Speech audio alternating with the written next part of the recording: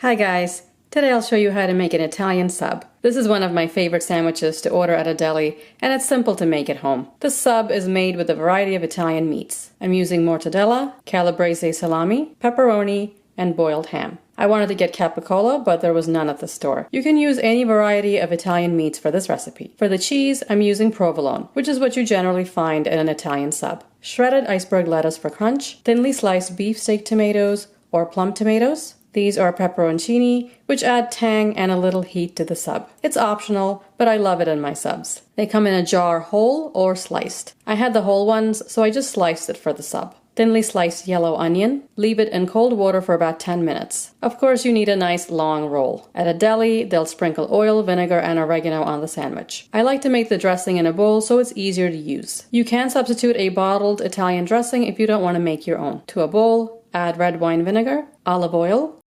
sugar, salt, ground black pepper, and dried oregano.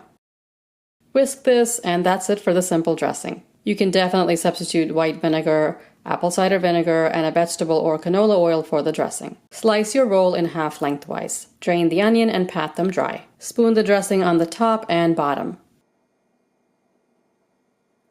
Layer the meats. Start with the mortadella, salami, boiled ham, and pepperoni. Provolone cheese, sliced onion, shredded lettuce. Pour a little dressing over the lettuce.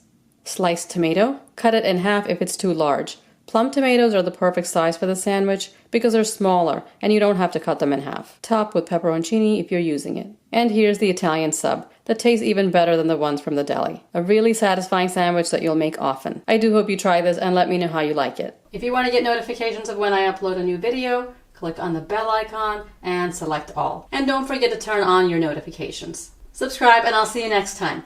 Thanks for watching.